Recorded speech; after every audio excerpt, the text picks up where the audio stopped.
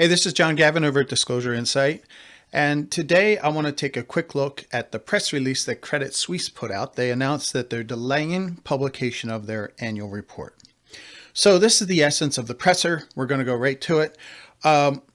They're saying that they can't release their annual report because of some SEC comments, okay? And they're also saying that this followed a late evening call, a late call in the evening of March 8th.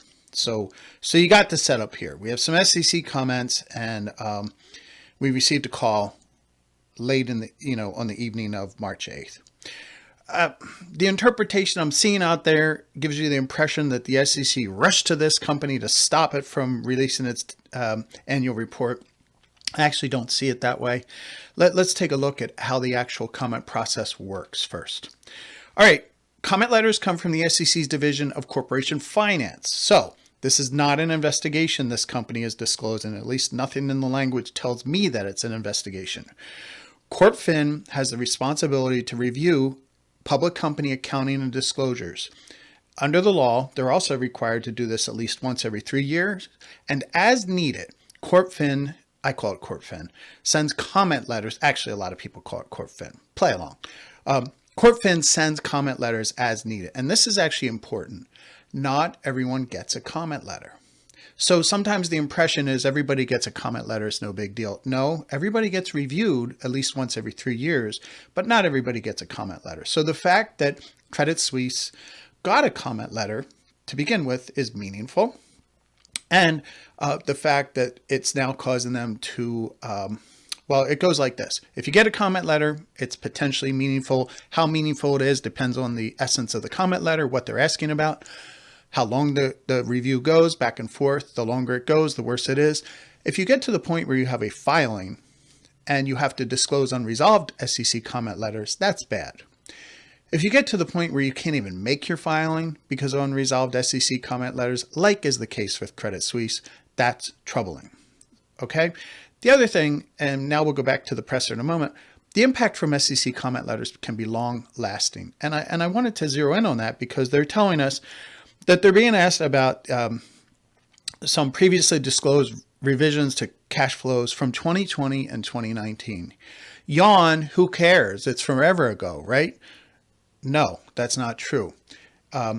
If you have to arrive at a resolution regarding your accounting treatments and your disclosure practices because of a comment letter exchange, again, that impact can be long lasting. And that's one of the risks that investors in Credit Suisse have at this time. But I see a bigger risk. Of this entire presser, here's the terms I zeroed in on.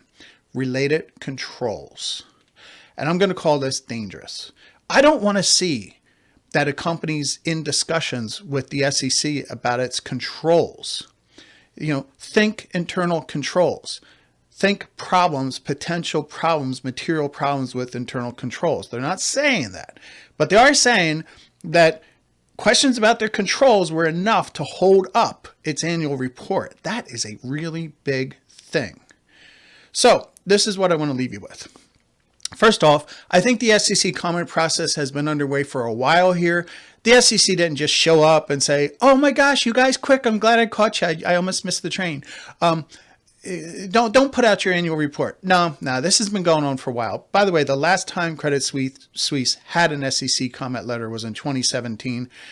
They were due. They were due for review. Clearly, they got comment letters more recently. So this has been going on for a while. Management's known about this for a while. Again, I suspect that phone call of last evening was a last-ditch effort on the part of the company to try to resolve this, and they just could not. The next thing is unresolved SEC comments that need to be disclosed because you just couldn't resolve it. That's unusual, and they couldn't get there. They couldn't get their annual report out and put it into the filing and say, oh, we do have some unresolved SEC comment letters from a while ago. They try as they could, a phone call into the evening, they couldn't do it. And this is what makes this troubling. Unresolved comments that delay a filing are troubling. So what do you do? What do you do going forward? Well, I recommend you focus on internal controls risk. I think it's being telegraphed. I think we're being warned that there's an internal controls problem here. You need to allow for restatement risk. I see it as a real possibility here, because if the internal controls are off, you can't trust the accounting. That means you may not be able to trust the books.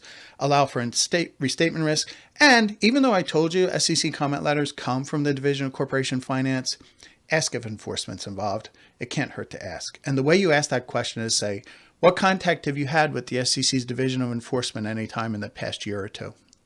All right, I'm John Gavin, Disclosure Insight. I am out.